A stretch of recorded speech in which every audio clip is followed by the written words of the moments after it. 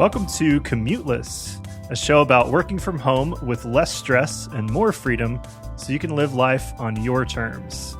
I'm Kyle Adams, and I'm joined by my co-host, Corey Miller. Hello. So, Corey, when you work from home, you never go home. Boy, that's true. That's part of the reason for this show title, actually. The entire reason we named it Commuteless is that you have no commute. Did I ever tell you that story about how when I was a kid, we used to walk out to the road because we were homeschooled and then come back because we wanted to pretend like we were going to school? Yes.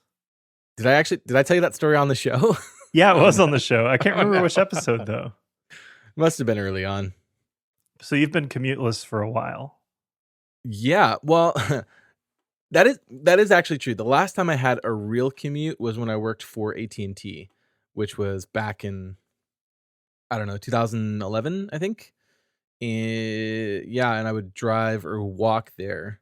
And then the job I got directly after that was working for my church, and I lived directly across the street from the church. Really? So my commute, I think I counted one time, it was like 150 steps or something like that to get to my office at the church. Maybe it was a little bit more than that, but it wasn't a lot. So basically since 2012, I worked from the church 2012 to 2015. Then I started working for a company called Sean Wes, and that was remote. That was my first actual remote job. I was working for my friend Sean, and then 2019 with ConvertKit. So I think Sean West was my first real remote job. remember when we used to work together? I do. I remember that. It was great. It was a while ago. I miss it. We kind of work together now, but we don't work in the same area, so we don't really Right. work together. True. I would say that the most that we've worked together has been on this show. At least recently, Yeah, we've been I don't know. This has been great. This show.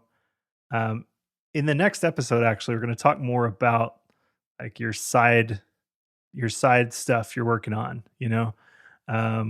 So we'll get into that a little more. But this show, we've been working on this for what, at the time of recording this, over a Couple of month weeks? now, I think. Yeah, about a month. It feels like it's been a week or two, but it's been a month. This whole year has felt like a decade. But it's been great because we have, I just sent you a message today talking about how our skills work really well together for this True. kind of thing. So, I don't know. Hopefully we're entertaining. That's the one part we have to have here. I sure hope so. And informative, of course. Yes. So let's dive into the topic. I feel like we kind of sidetracked a little bit. For sure. But the whole point of today's show is to talk about how do you wrap up work at the end of the day. And like we said, you have no commute. So you really have to create that commute. And I'm curious, Corey, just to start things off, how do you wrap up your day? Is there kind of a general thing you do, or do you have a certain time? How do you do that? Yeah, that's a good question. So it's different every day. So sometimes I start work really early in the morning. So on days where I wake up at 5 or 6, sometimes I jump right in and then I end my day early, quote unquote early, like early afternoon. But on an average day, I end around 5 o'clock. But there's also kind of a switch in there too, because right around somewhere between 12 and 1 o'clock, my wife goes to have her focused time in the, for doing her work. And I work in the front room or at the table, while the kids are running amok and things. And it's kind of not our ideal situation right now, because I would prefer to have longer periods of time where I wasn't working directly around my kids and, working at the table. But it's just kind of our reality right now with life and things. So when I end the day, I try to end about the same time, somewhere between 4 and 5 o'clock on a typical day, because I start early. And the time doesn't really matter as much for me as is the wind down process. So I always try to have a wind down process built in to kind of activate that part of my brain that says work is done, we're shifting someplace else. And that can look like a number of things. Usually that looks like closing down windows, closing tabs if needed, going into Slack and saying to the squad, "Hey, I'm out for the night."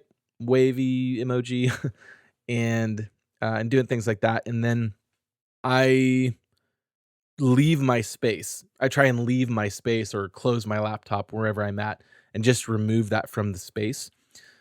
So it's I would say that it's not perfectly dialed in. I'd like to dial it in a little bit better, but I try to have it to a place where I'm like, okay, if I can't control things like I'm at the table or on the couch, I can control things like allowing my desktop on my computer to be fresh the next day. And so that's kind of how I detach, I suppose. I haven't, there's been some times where I actually start logging out of websites. And that's just part of it feels like, oh, now I actually am done with this thing. That usually happens by completely closing out of the browser, but sometimes you just have to change that up, I guess. So that's, if I have any other programs open like Figma or, I use Visual Studio Code for all of my code. So I'll close that down. I'll do a commit or just something at the end of the day where it's like, okay, I'm wrapping up. I'm signaling to myself that it's time to switch context. Yeah, that's really good. I've tried to do a little bit more of that, like actual shutdown of specifically the computer at the end of the day, because I'm really bad about most of the time. What I'm doing is I have a desktop, which is really great for doing calls and really focused work. But the reality is, we have a 1.5-year-old. So sometimes I just have to be in the living room and doing Of work. course. And so I have a laptop in there. And the one I had is like a MacBook Pro from 2013, I think it was. Oh boy. And it just decided, hey, my battery is not going to work anymore. Thank you for all of the time you've spent with me. And it just decided to crash. So I got a new MacBook Pro. And so it's helped me. I say that because it's helped me to feel more motivated to shut that down at night and Hmm. not just leave it running, because I know that leaving them running, the reality is a lot of the time I'll just close my laptop and Yeah, leave, and then I just leave it running, and it's not great. Like, you're still, you're not giving it a fresh restart a lot, sure. and you're not like, there's so much time at night that is just sitting there idle and it doesn't Yeah. need to. So I'm trying to remember to like shut that down. And because I'm doing that, I also have to close out all of my windows and all those kind of things. So So um, you actually physically click on the shutdown button and shut down the actual system. yeah, they have one of those. It's kind of like how, hey, a phone has a phone app. Just this new one. My old one didn't have it. Well, that's why your battery is dead. Yeah, like that's part of what's made me paranoid as well. But I've realized that doing that shutdown, although I really don't enjoy it, if I'm honest with you, I don't Hmm. like going through and closing a bunch of apps. And then there's some pop ups that come up and they're like, do you want to save this? And Yeah, right. then you try to shut your computer down and it pops something up and says, hey, this app stopped your shutdown because Yeah, right. it's running. Uh, but in the morning, I love it because I just sit down, turn on the computer. It's like this fresh start. That startup time, even though it's not Mm. very long, at least gives me like this, I don't know, kind of moment where it's like, oh, my day's starting. Yeah, Um, right.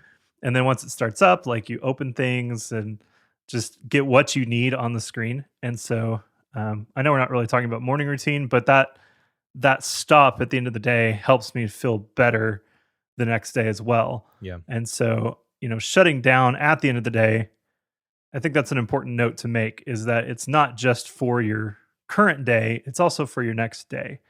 Right. And especially if you work all the way through that, your next day feels a little more grueling because you didn't stop and you just Yeah. feel like an endless day, kind of like we felt with isolation, just one Yeah, right. long continuous day. Yeah, no kidding. So how do you I'm curious, how do you after you've gone through that shutdown ritual and you're done, what does it usually look like for you to detach from work mentally or even physically? Oftentimes people who are working from home, they have all of the apps that are available for communication on their computer on their phone. And I also have had that. I've got Slack on my phone. I've got the email on my phone. I've got, I don't know, uh, a Twitter app on my phone, like that kind of stuff. That it's very easy for me after I've gone through that shutdown ritual for myself. I can technically go and participate in work stuff after I'm not working. I'm doing the finger quotes, but nobody on the audio can see that. So my finger quotes stopped working. So what does that look like for you? And have you struggled with that? What does it look like for you on a day-to-day basis? Yeah, so my days right now are kind of weird because the way I'm working is that in the morning, I'm very much focused on my work. And then I kind of shut down midday. Um, Part of that's because, again, we have a 1.5-year old. Right now, it's kind of weird because my wife is working from home. But normally, if she's working at the school that she works at, that means I'm taking care of our daughter all day. So that first part of the day, it's a little more hectic because I'm working and watching her and just trying to juggle those things. Mm, And the afternoon, I came to realize after watching her for a while that I wasn't really giving her the attention she needed. And so, um, not that she needed, but more so like, like playing with her and having fun and that kind of stuff. yeah, Like, yeah. I just wasn't able to put that kind of focus there. And I need to, like, I need to spend some time with her. And so I just decided the afternoon should be a time where I'm off. We can go to a park or do something or whatever we want to do. And so my days are weird because I kind of stop at noon and then I spend time with her. And then in the late afternoon or evening, I catch up on some more work at the end. Okay. But I try to limit that. So, usually work maybe until dinner or after she goes to bed or something. Um, and so my cutoffs are they're kind of different. Um, but my main thing to do when I cut off work is I'll go make coffee.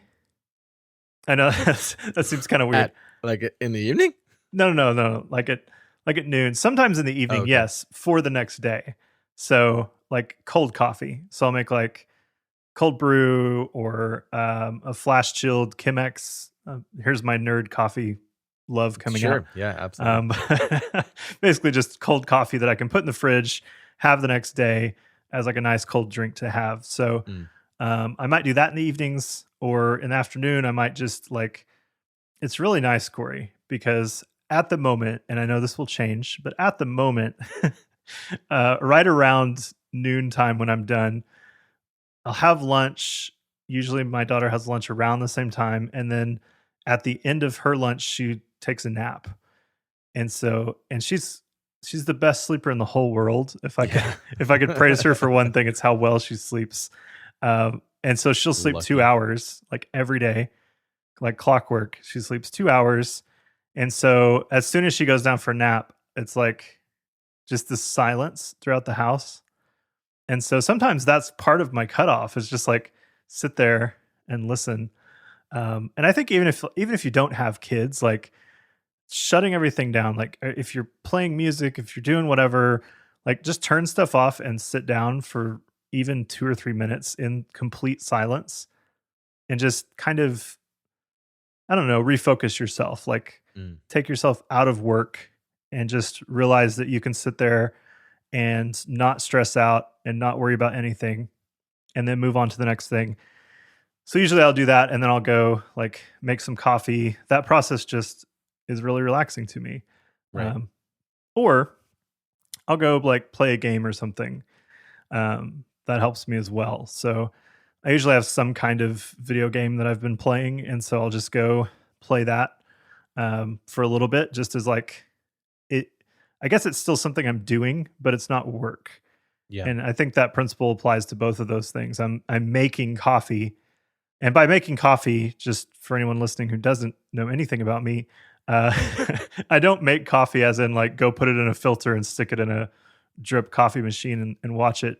Yeah, like a heathen. Yeah, uh, I like grind my own beans and make coffee by hand and all that kind of thing. So there's a process to it. It's a product I'm making is how it Yeah. feels. and so it's kind of like still working, but I'm not at work, and so I Right. can feel like I'm still like accomplishing something, but it's for myself, and then I kind of fall into that relax mode. Sure. Now this is in the like early afternoon you're saying. So what does it look like at the very end of the day when you need to not work? What does that look like for you? Does that same sort of concept? Is it a different time every night? Like kind of getting the vibe that your workday can vary pretty greatly and pretty widely. So how do you end your day then? I just fall asleep. While standing at your desk? I just turn the computer off and lay on my desk and That's wake up perfect. the Yeah. next day. Ready to go. No, but seriously, I think like playing a game or whatever kind of applies. Since my wife's usually around at that, well, right now she's around all the time, which is awesome. But on a normal basis, since she's around at that point, sometimes she's the way that helps me on, you know, make that disconnect. Mm, We'll sit down and watch a show together, or just spend some time together, and even spend time with our daughter or something, and just have that relaxed time.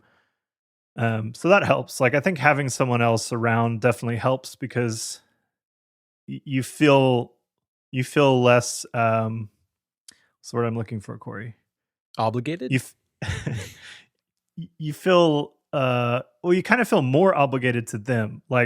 Okay, sure. Like if you're working and they're just there relaxing, it's like, okay, I got to wrap up work and like not be consumed with work while you are enjoying your time type Like a thing. like a good guilt. Yeah, like a good like I want I to don't relax with you. I don't know what the word is. There's a word and I can't think of it. Yeah, I If can't you think of the bring it word, up either.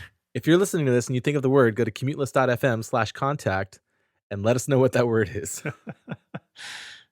Yeah, so you're right that it can vary though. Like today, for example, I worked 10 hours.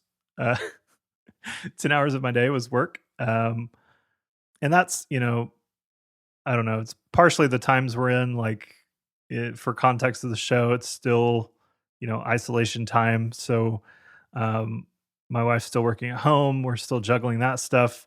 So our days are a little bit more fragmented. Um, Mm, like my morning is pretty good still, but then the rest of the day it's a little iffy as to when I'll actually be able to do the work I need to do. It right. might be the afternoon, it might be the evening. Um, but yeah, similar things apply. I think just um, having that thing you do when you wind down is awesome. But I'm also someone who just really enjoys having, I don't know, extracurricular learning Yeah, things going on. So um, they might look different for different people, but totally. um, there's definitely got to be a thing that you do. And I would say it's not on the same thing that you did work on. So I wouldn't wrap up work on my computer and then start, diving into something else. I would separate, go to some other device or whatever it is, unwind there. And then if you have to come back to the other computer that you were at, that's great, but have some kind of separation. Yeah, there's it is really tough. I've a lot of my any of my side project stuff or kind of fun things that I like to do is often very closely related to the stuff that I do for work. I've been working on the website that we're going to be launching and the website for this show, and I've been working on that, but it's like I can just stop work, have everything open and just open up the other folder and start coding. And it's always just kind of weird because it's like part of me feels like I'm still kind of connecting with work this way. I'm going to take a tiny little side tangent and talk about Zoom for a second or video Okay. conferencing of any kind. Right now, everything is on video calls, right? Like meetings for people, gatherings. We did a we did like a trivia night recently with some workmates. A couple of weekends ago, we did a Skype call with some of our friends from Ireland, and we did a quote unquote game night, and it was fun, but it was just weird. Like everything was on there. Churches are going to these like virtual church and study groups and all of these things. Everything is online on video right now, and it's really, really difficult for me to do non-work related things using those same programs. We use Zoom for our work calls, and so it's really hard for me to get on a video call with like several dozen other people for something that's not work, because my body just kind of feels odd. It's just like there's something about it. And there's all sorts of, I'm sure, physiological, scientific stuff related to all of that, but it really, kind of bringing it all back to what you were talking about, of having that concept of, I'm done with work and I need to context switch. I need to do something else. I need to do something with my hands, or just go sit or take a walk or do something else to let your brain just kind of disconnect from the work stuff. And and for me, detaching from work has helped me to solve work problems. I know you have probably had this sort of thing where you're like just hanging out, or you're lying in bed, you're doing other stuff, and your brain's just kind of working, and it's doing its thing, and suddenly you're like, oh, that problem that I had all day long, I couldn't figure out how to like write that one line of code. I couldn't figure out how to like do that one thing in Illustrator, and I just remembered how to do it, or I just thought about how to fix it. And suddenly your brain has removed itself so much that it gave it the breathing room to solve that problem. And I think that's why it's so one of the main reasons why it's so important to detach from work, is because it gives your brain a chance to breathe. That's such a weird thing to say, but it just does. Like, if you're always in work mode, you don't have the space to let your mind do anything else other than that stuff, which actually isn't the best thing for your work. You can actually do less quality work by only focusing on the work with no breaks. And I think it's important for people to have that detachment from work.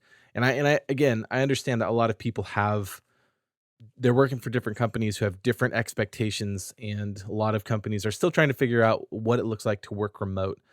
And there's a lot of strangeness there. But if you work in an office and you leave, you're not necessarily expected to do office work while you're at home. But there is this overarching expectation that has kind of crept its way into remote working of, well, if you're home, you're at work, so you're available. And that's just what happens. Like, we have our phones with our email apps, we have our computers that we never shut down with our laptop. It's just sitting there on the counter, and we can just kind of glance over. And it's just not healthy.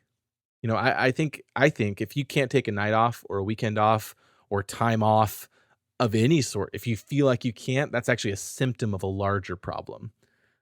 We mentioned earlier that you and I used to work together at Sean West, and we had a really, really small team. This was back in 2015, 16, 17.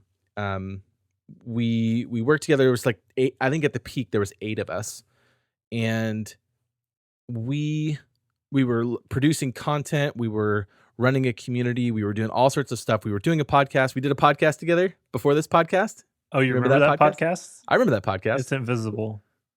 It was called Invisible Details because the name that we previously had for it, someone already had a thing called that show name. I digress. Anyways, I often in that job, I felt like I couldn't shut off.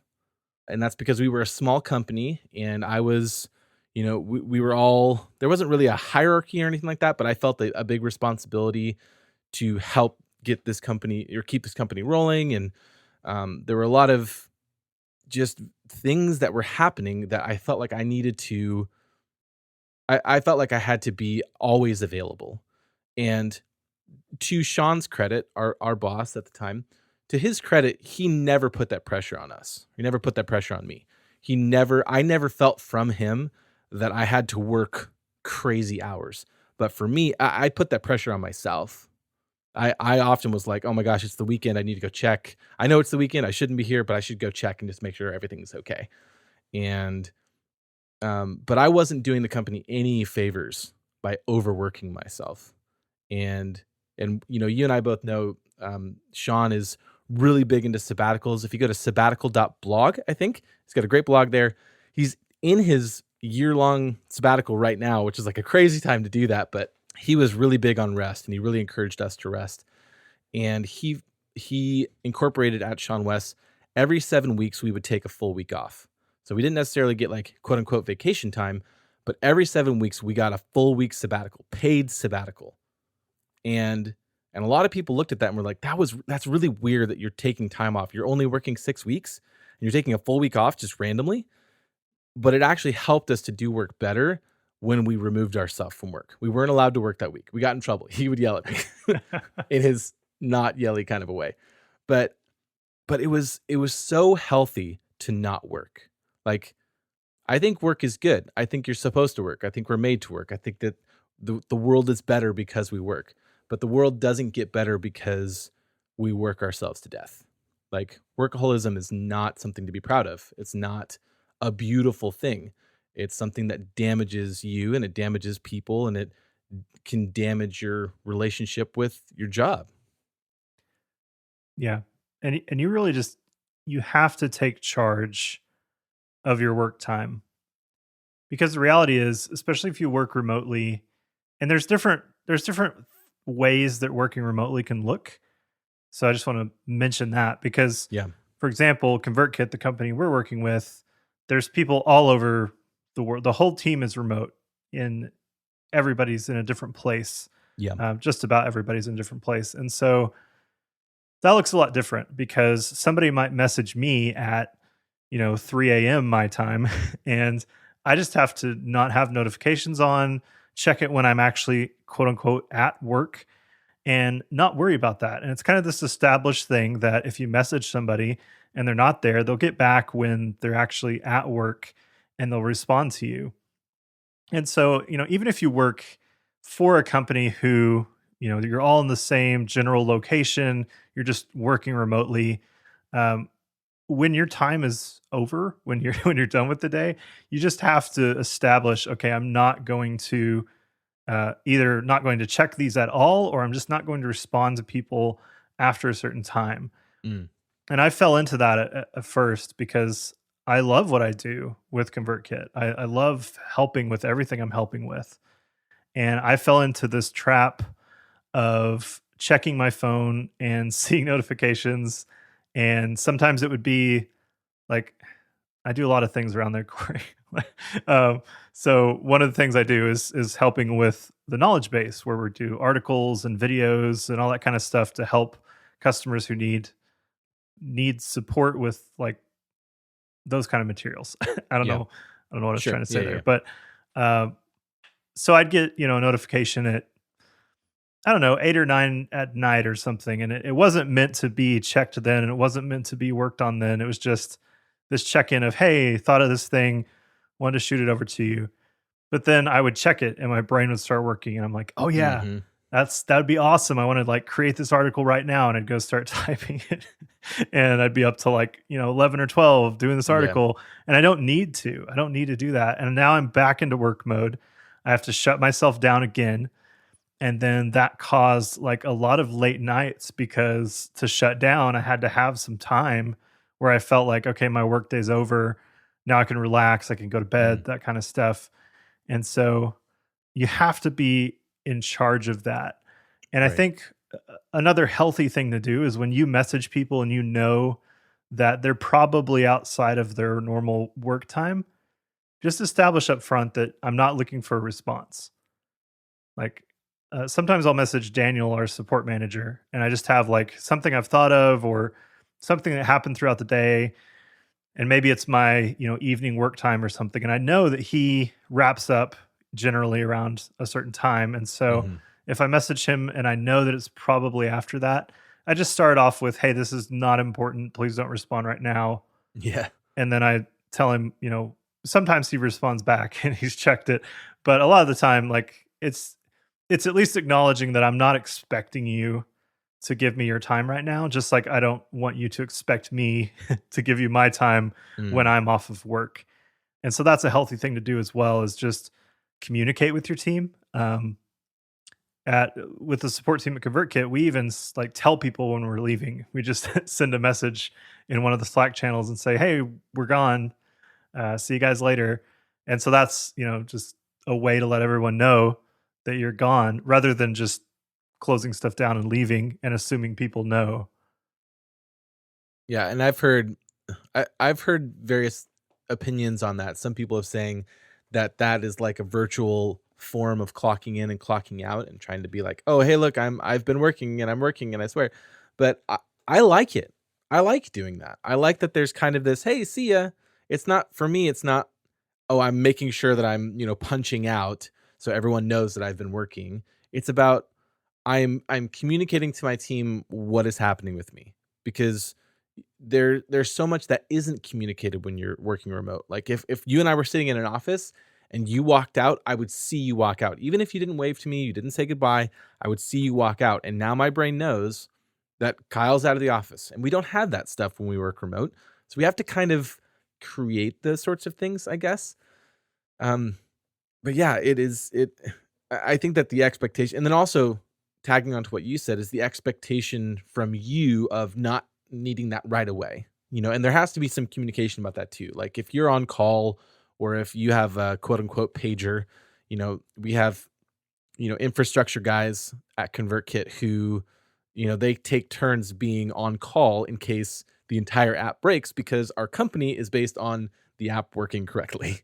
And so there's a couple of people who it kind of bounces around. It's like, okay, I've got pager tonight.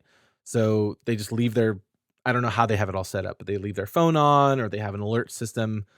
And so if something breaks at 1 a.m. in the morning, they're on call to go and get that done. So there's totally situations where that happens, but you need, like, that needs to be communicated that if you are expected to work outside of work hours, if that is like hey, we know we expect you to work overtime, we expect you to work non-work hours. In my opinion, that's a symptom of a very toxic work environment, and I would highly recommend considering a different avenue of work because it's not healthy to be always thinking, "Am I going to have to work? I wonder if something is happening with work. I wonder if something's happening with work."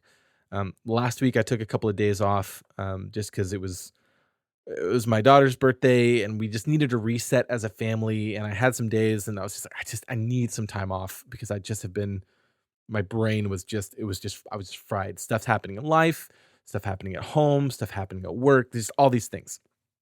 So I took time off and I moved my Slack app from its default position and I moved it several pages over, or yeah, I guess like 2 pages over on my phone screens. I don't organize my phone.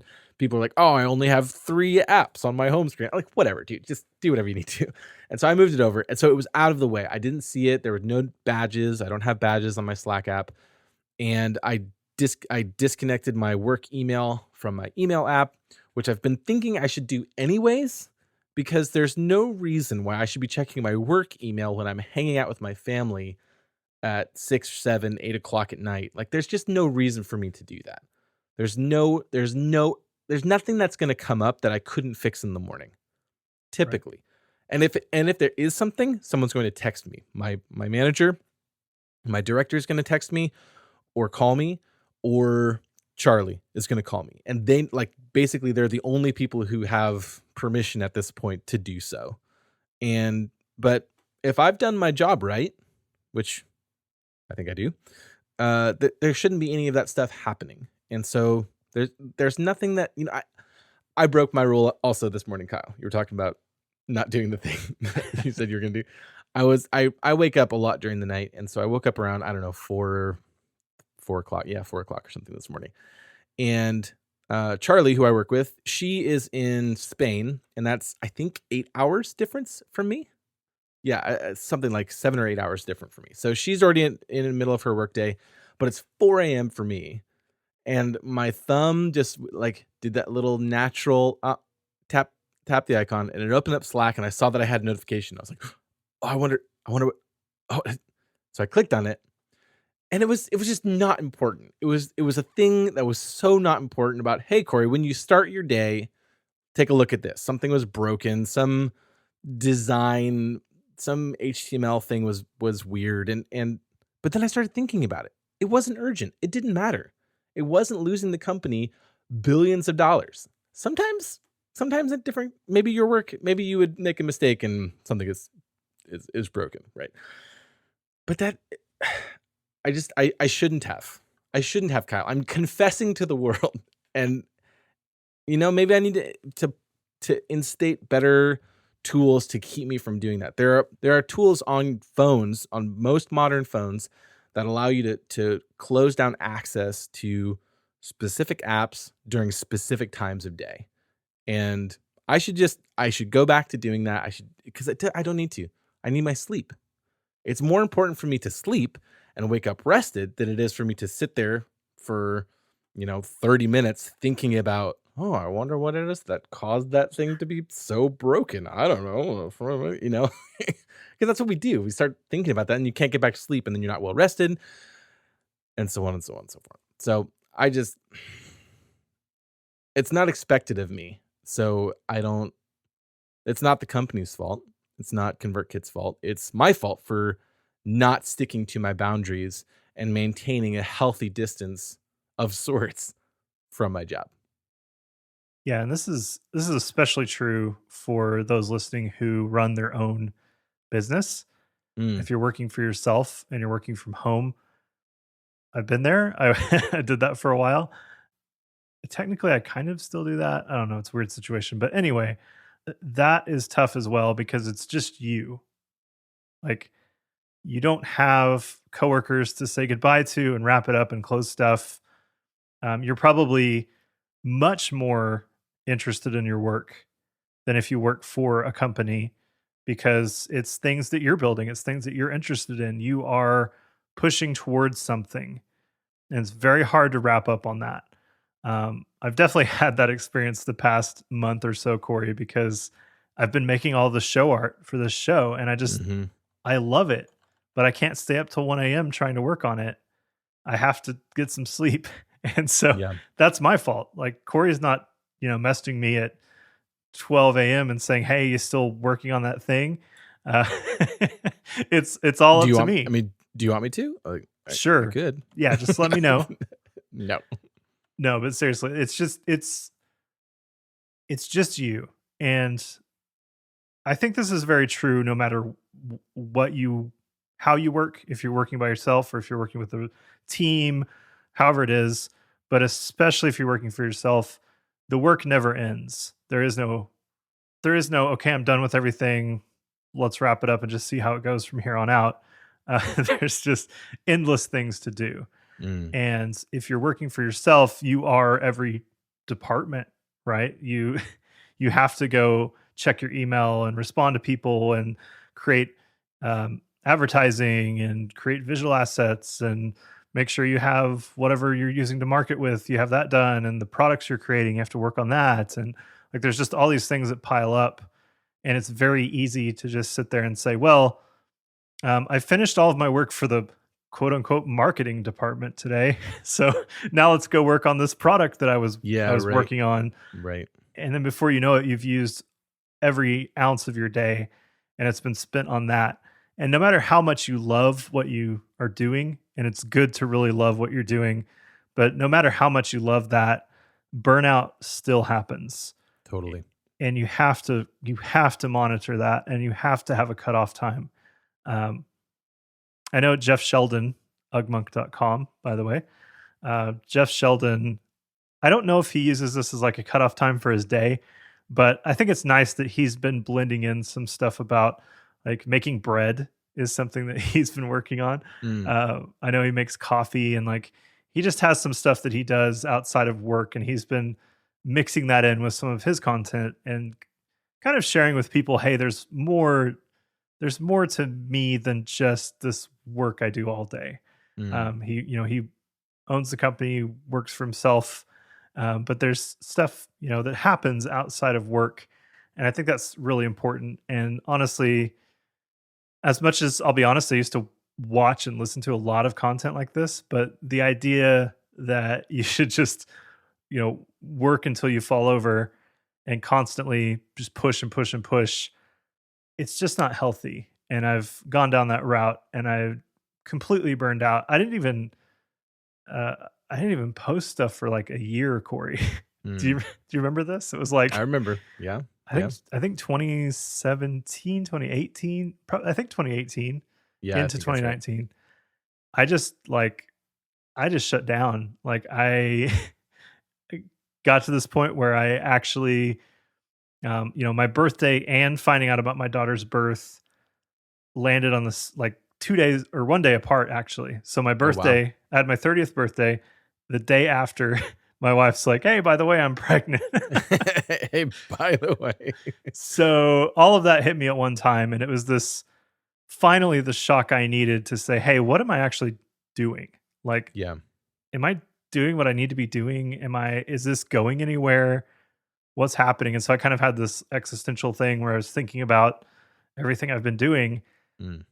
And to be honest, it wasn't going in a direction that was beneficial for me or my family. And so I kind of just shut down from doing it. And I shut down for a very long time. And part of that was, based on was this working for us? But the other part was just I'm tired. Like like I've Yeah, been right. doing this thing over and over for months and years. And I don't think it's so much that I couldn't do things. It wasn't like a defeatist approach. It was just like I'm just, like I'm spinning my wheels and I'm doing a lot of stuff I don't need to be doing, and I haven't Yeah. taken breaks enough to find what I should be doing. And so I don't know if that fully relates to what we're talking about today, but wrapping up your day also it's a compound effect. If you don't wrap up your day over and over and over, day in and day out, then eventually you'll kind of wake up to the fact that you've been neglecting your life in some way. Yeah. And that could be not to be dark, but that could be really bad consequences. Like Yeah. Yeah. if you don't focus on yourself and take some time for you, there's some really bad things that can happen, especially if you work Yeah. from home and you're just in your house all day. Uh, you know, Depression can set in, Yeah. unhealthy habits can set in of just being sedentary all the time, being focused on your work so much that you neglect even eating. Like there were times when I was working for myself that I just didn't eat lunch, Mm. like or 'Cause breakfast. why eat? I've gotta work on this thing so I can make money to support my family. Yeah. Yeah, and it's just this perpetual thing of I don't know, like I didn't really mean to go down the dark road there, but that's real life. Like things like that can happen if you Yes. don't get out and take time for you. Yeah. Um, then even if you don't have a family that's relying on you for your income or whatever, at least do it for you Mm. because you can't last forever just working endlessly. Right. Well, we've talked about this a bit before, but you have to build in regulation. Like there's nothing external necessarily that is gonna regulate you to take a break or to commute away, as it were. And you really have to build that in because it doesn't just impact you.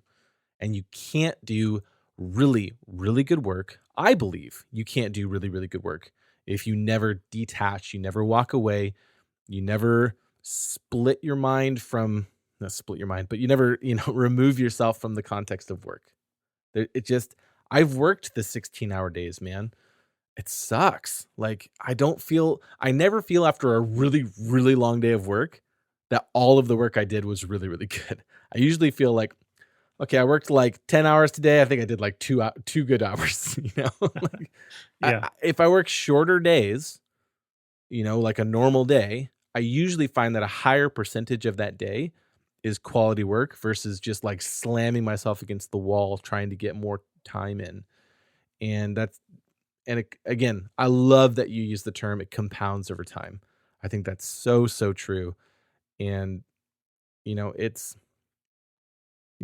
sometimes you do have to work longer, right?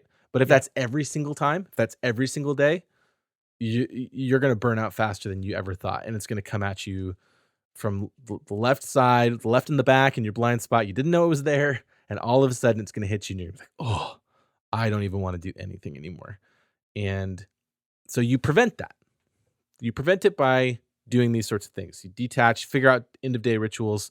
You communicate with the people that are in your life. I think that's really important as well, is just making sure that there are people helping you to realize you do not have to work all of the time.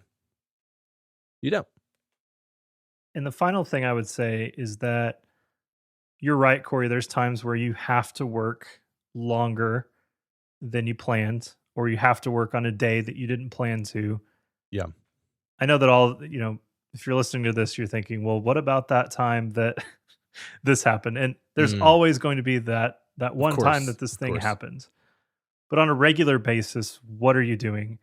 And for most people, maybe not everyone, generally, like, I can't think of anyone who just wouldn't have any days potentially off.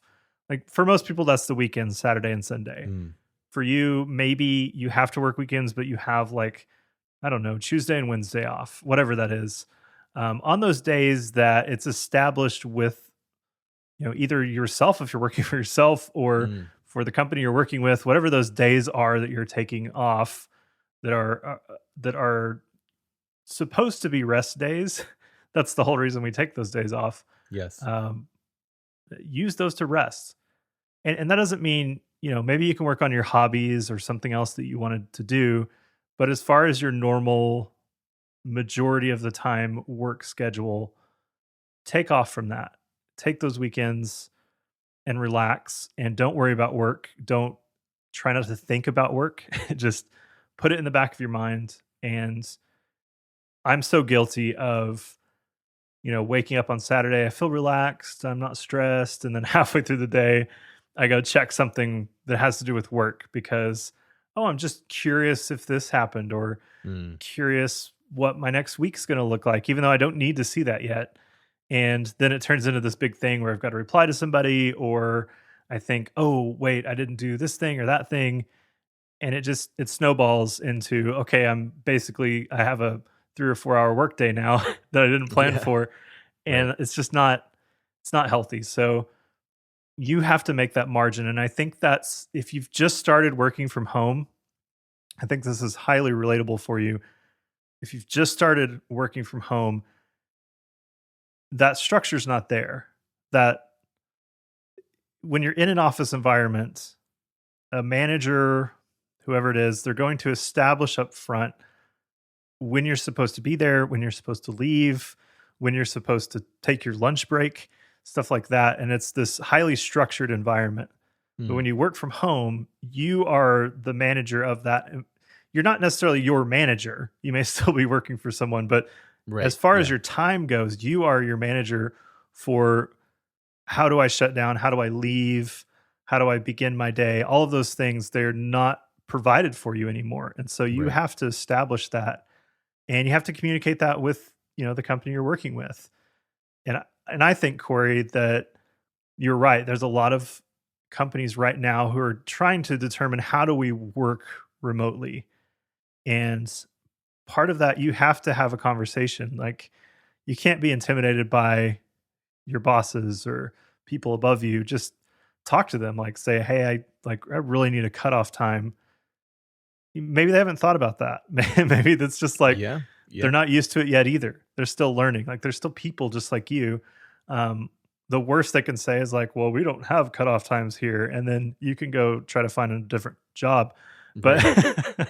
but like, have those conversations, be honest with people, talk to them. I've done that with, my own manager at ConvertKit, just said like, hey, I have to shut down. Like, I know you're not expecting me to work constantly, but I'm just establishing with you I have to have these shutdown times. And I feel like I need to say that so that I know you aren't feeling like, why is he not here? Right. Like, Yeah. it's this weird thing where if you just communicate it, you kind of establish in your mind, you're not worried that, oh, do they think I have to be here? I'm unsure. You get Yeah. that Yeah. that affirmation basically. Totally. Well, that was a good show. Any final thoughts, Corey? Anything Nope. I we don't think so. missed? No, Cool. I think we ran that one right into the wall, dude. We definitely did. Thanks No, for good show. listening though. We appreciate it. Absolutely. Well, Kyle, where can people go to find us online? You turn it around on you this time. All right. You can go find the show notes for this episode at commuteless.fm/8. You can also listen on commuteless.fm, by the way. So if you want to go listen and see the show notes, you can do that. You can also find us on Instagram and Twitter at commutelessfm. Corey, where can people find you online?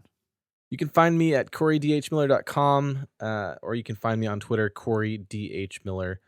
And Kyle, what's your online things? My online things are oh no, kyleadams.me. Sharing a lot of photography work there. And you can also find me on Instagram at It's Kyle Adams, ITS Kyle Adams. Also Twitter, same handle. Nice. Very good. Great show, Corey. Great show. Well, thanks so much for listening, and we'll see you next time. Bye. Bye.